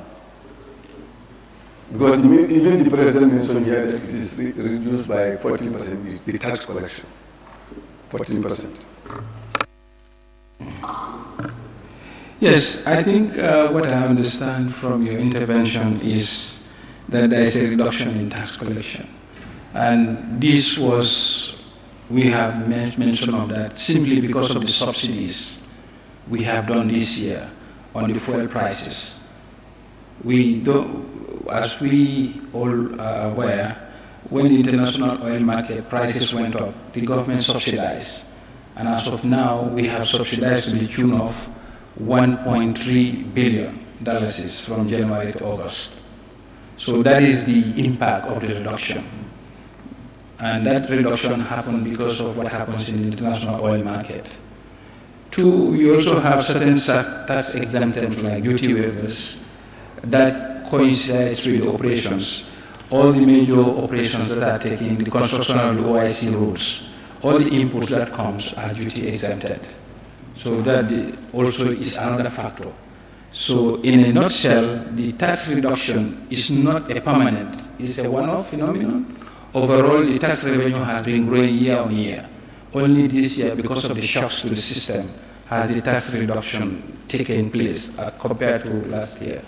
And the one way we have worked on this is to focus on domestic resource mobilization, to look at what tax revenues can be collected in country. International trade used to generate the largest tax. This time we have seen a reversal of that because the international trade has declined due to the supply chain disruptions. As such, the tax collected from that has gone down. But what we observe is the increase in the domestic tax collection. So to do that, we have set up a special directorate within the ministry to look at only tax and revenue. That directorate will be working with the GRA to broaden the tax base and ensure more rigorous collection. We've taken steps by computerizing the Ascuda wall by going digital. And also, all the revenues that are collected, we also enhance efficiencies. We did a similar intervention at the Senegambia Bridge, where the revenues went from 16 million monthly to 43 million since our intervention. We'll do a similar action at the bridges in Fatoto and Basse. So in a nutshell, we are looking across to widen the revenue base within the limitations that are there. Thank you. Thank you. The member for Joshua. Thank you very much, Honorable Speaker. Honorable Minister, talking about duty waivers, is there any monitoring mechanism after issuing the waiver to the supplier or the contractor per se? For example, issuing a duty waiver to a specific company for a specific period of time or for a specific amount of goods. Is there any monitoring mechanism whether the person is not overdoing things? I think this is a substantive question, but there is a monitoring mechanism for every duty waiver that is ensured, because the duty waiver is issued by the ministry and implemented by the GRA. GRA does have their internal audit, and we also at the ministry will occasionally use our internal audit directorate to review the activities of the duty waiver.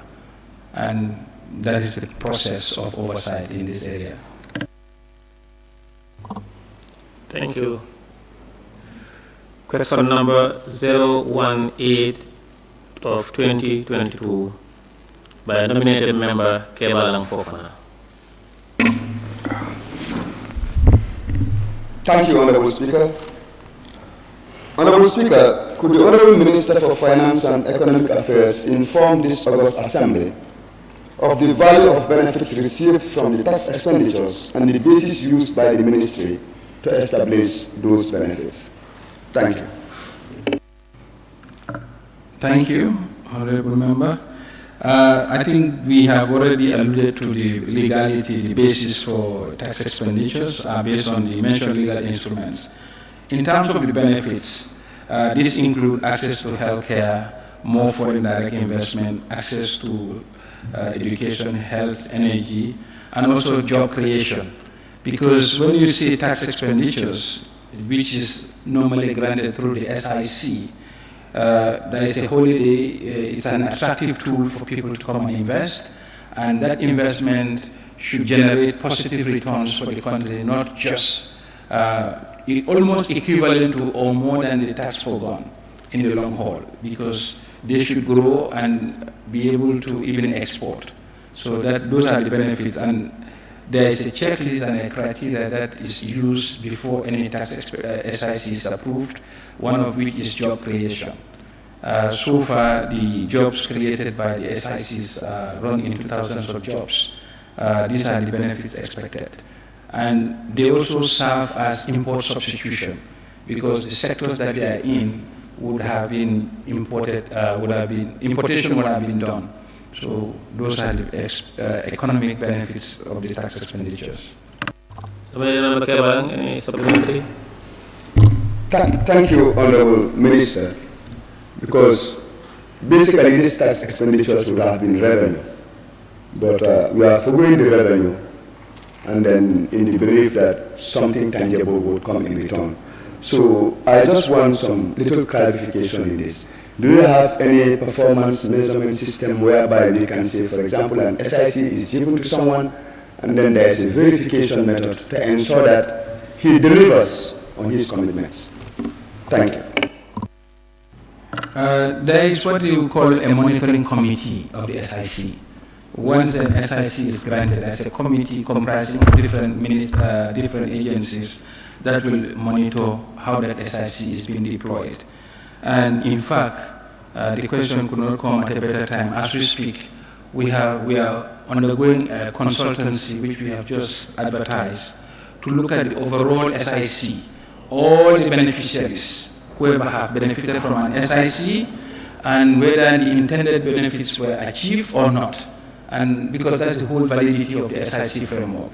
That exercise is ongoing, and we expect to receive the report shortly. Thanks.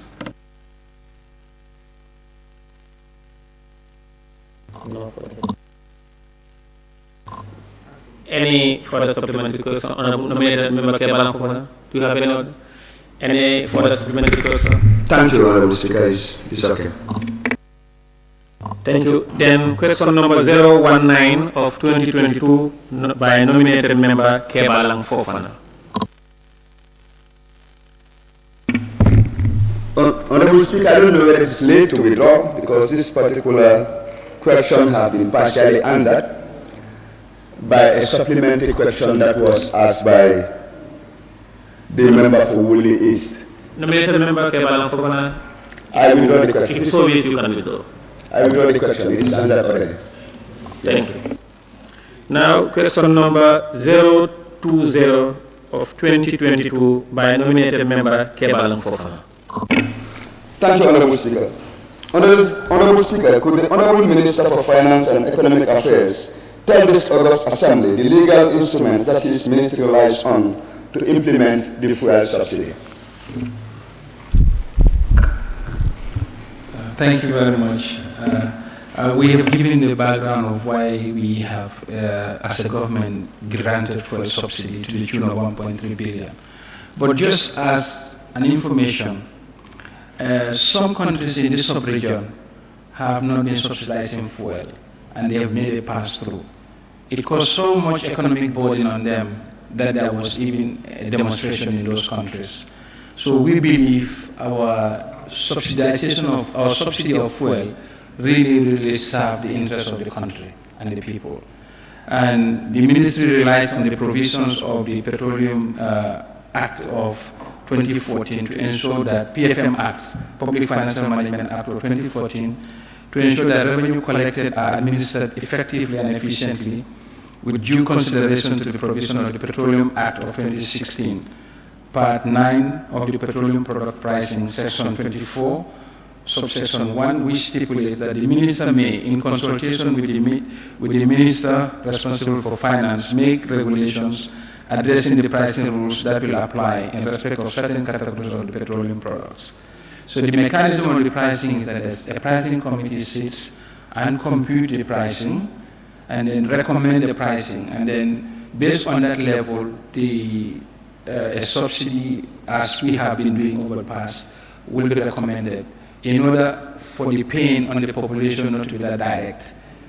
So that because we do not have a means testing system, the best way to do is to subsidize it to a level that people can be able to bear, and that's what we've been doing.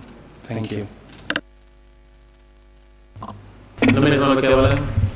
Thank you, Honorable Minister. Honorable Minister, could you kindly tell the Assembly whether your ministry is considering the sustainability of the fuel subsidy? Thank you very much. We did assess, and the impact was felt nationwide because it got to a level that the sustainability was a question. And I think 1 month ago, that was when the oil marketing companies choose not to, because we are trying to reduce the subsidy element.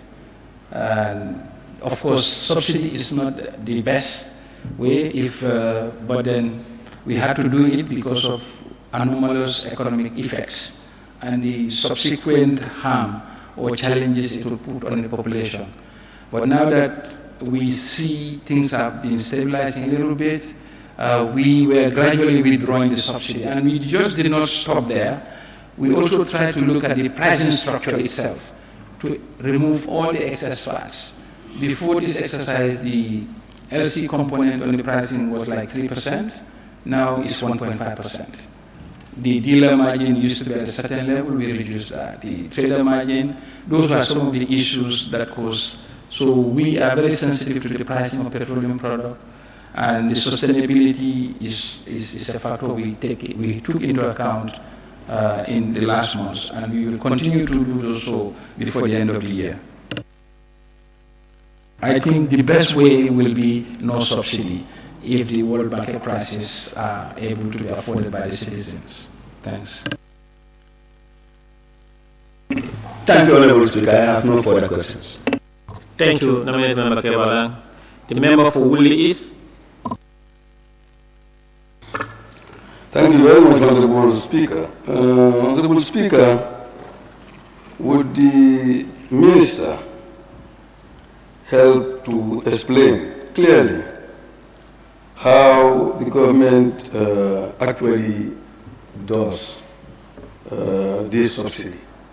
Is it that you are taking the money from the budget line and paying it to the fuel dealers, or is it that you are reducing tax for them? How do you actually come to reduce tax? Because there is a lot of information going on that even the price in Senegal is higher, is lower than the pump price in Gambia. So how do you actually go and keep this 1.2 billion to subsidize this fuel?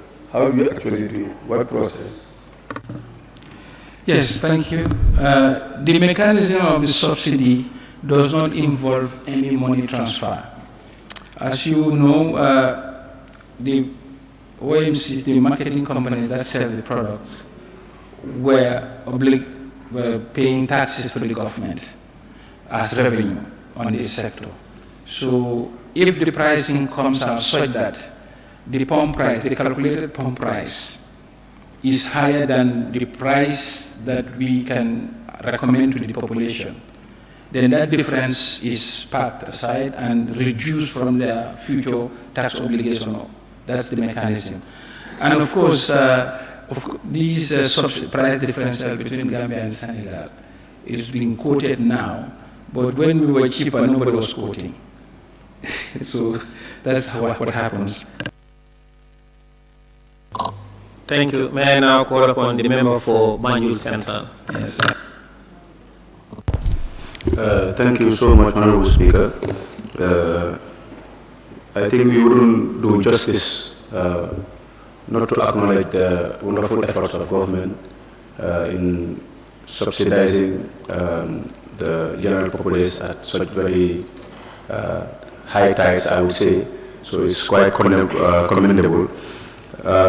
My question is a bit similar to Honorable Fofana's, but I would just like a different perspective because he did made mention of the sustainability aspect. So we very well know that subsidizing can be, it's quite temporal. It can be sustainable in the near future. So is there a threshold that government is willing to, stop through?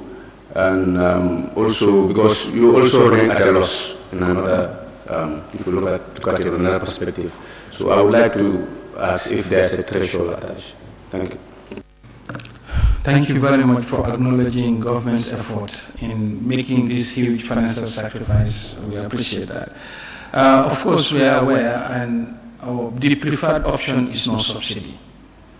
We want a situation to happen. Subsidy is an anomaly in any economic system. That means government is intervening. The best operation of any economy is for the economy to move freely between the buyers and the sellers or market participants.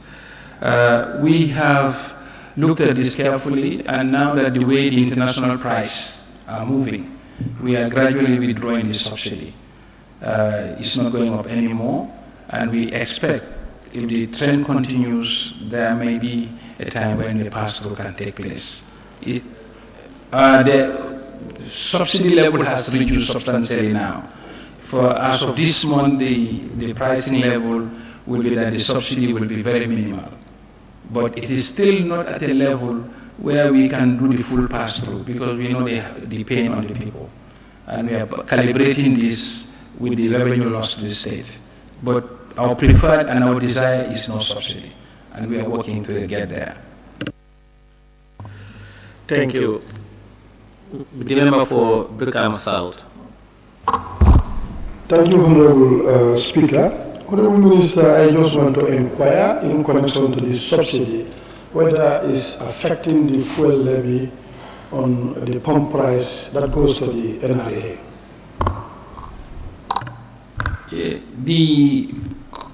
When we were looking at this, the revenue that goes to the NRA was adjusted because it's not just the subsidy that comes to the state directly. All elements of the pricing structure was reviewed to ensure that the subsidy element is contained. Because if we had kept the amount going to NRA at the same level, the subsidy level would have been much more. So it has been reduced a little bit in the past. And as the prices recover or price goes south, we will look at that. But yes, indeed, it has been affected in order to manage the pump price. Thanks. Thank you, Honorable Minister. Question number 021 of 2022 by the member for Serekunda West. Thank you, Honorable Speaker. Honorable Speaker, could the Honorable Minister for Finance and Economic Affairs inform this August Assembly government's plan to improve the pension package for pensioners, considering the current low pension pay vis-à-vis the cost of living? Thank you, Honorable Speaker and esteemed members. I request that the Honorable Member for Serekunda West redirect this question to the Ministry of Public Service, Administrative Reform, Policy Coordination and Delivery, as they are mandated by the Pension Act on matters of the questions. Thank you. Thank you. Question number 022 of 2022 by the member for Busumbala. Thank you very much, Honorable Speaker. Thank you very much, Honorable Minister of Finance. Actually, this question is being directed to Minister of Interior. I don't know why they brought it on the Finance, but if you are comfortable in answering it, then I could read. Honorable Member, I'm not getting you. Can you please repeat what you are saying? My question is actually. The question reads, Honorable Speaker, could the Honorable Minister of Finance and Economic Affairs inform this August Assembly the circumstances surrounding the alleged Central Bank 155 million mutilated notes and 11 million bribery case? Thank you. Honorable Minister. Yes, as an ongoing case, I kindly request the Honorable Member to excuse until such time that the investigation is closed and it will be directed to the right ministry. Thank you. Thank you. Question number 023 of 2022 by the member for Busumbala. Thank you very much, Honorable Speaker, for giving me the floor. Honorable Minister, Honorable Speaker, could the Honorable Minister of Finance and Economic Affairs inform this August Assembly the total value of domestic tax collection from January to date and capacity of the revenue authorities in that collection? Thank you. Honorable Speaker, the total value of the domestic tax collected from January to August stood at 8.83 billion.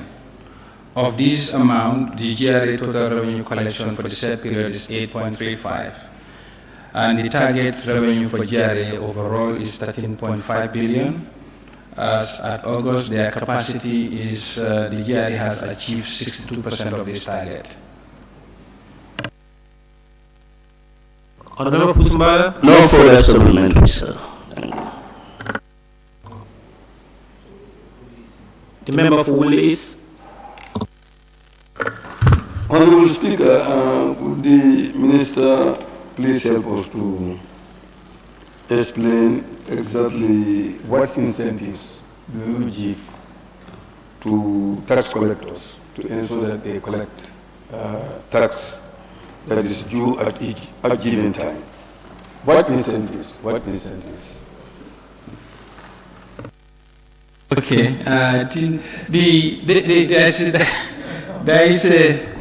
there's a reward mechanism between the GRA as an agency of government, and they are paid a percentage of the proceeds of tax collected, which stands at about 4% of whatever tax they collect as an incentive to them.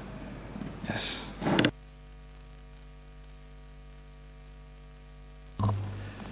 Thank you very much.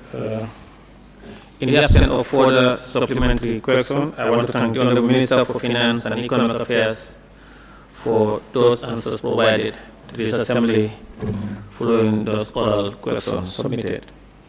Thank you very much, Honourable Minister. You may leave now. Thank you.